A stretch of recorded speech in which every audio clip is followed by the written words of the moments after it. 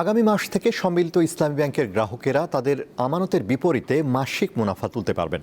আর বড় আমানতকারীরা প্রতি 6 মাস অন্তর 1 লাখ টাকা করে ঋণ নিতে পারবেন বলে জানিয়েছেন বাংলাদেশ ব্যাংকের গভর্নর আহসান এইচ মনসুর। বৃহস্পতিবার সংবাদ সম্মেলনে তিনি কোনো গুজবে কান না দিতে আমানতকারীদের প্রতি আহ্বান জানান। সম্মিলিত ইসলামী ব্যাংকের গ্রাহকেরা চলতি বছরের 1 জানুয়ারি থেকে সর্বোচ্চ 2 লাখ টাকা তুলতে পারলেও সবাই টাকা পাবেন না এমন তথ্য দিয়ে একটি মহল নানা মাধ্যমে গুজব ছড়াচ্ছে বলে জানিয়েছেন বাংলাদেশ ব্যাংকের governor doctor Ahsan H Mansur.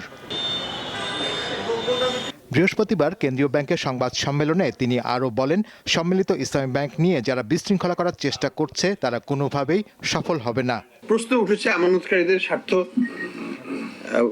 মূল টাকা ফেরত সংক্রান্ত বিষয় নিয়ে।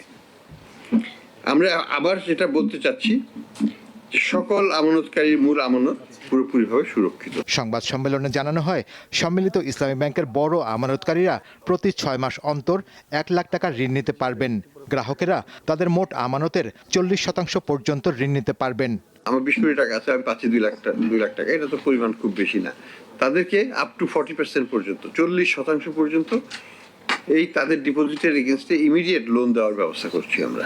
আমানতকারীরা 2024 ও 25 সালের মেয়াদি আমানতের ওপর 4% মুনাফা এবং 26 জানুয়ারি থেকে তা বাজার ভিত্তিক হারে পাবেন বলেও জানান কেন্দ্রীয় ব্যাংক গভর্নর। যে কোনো ব্যক্তি যার যদি সে 18টা হয়তো তুলতে পারবে না, কিন্তু সুদটা কিন্তু সে তুলতে পারবে এখন থেকে।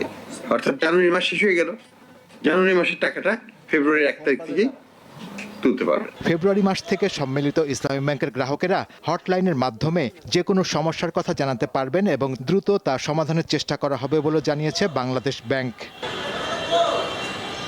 শাহরিয়ার ইমন, দীপ্ত সংবাদ, ঢাকা।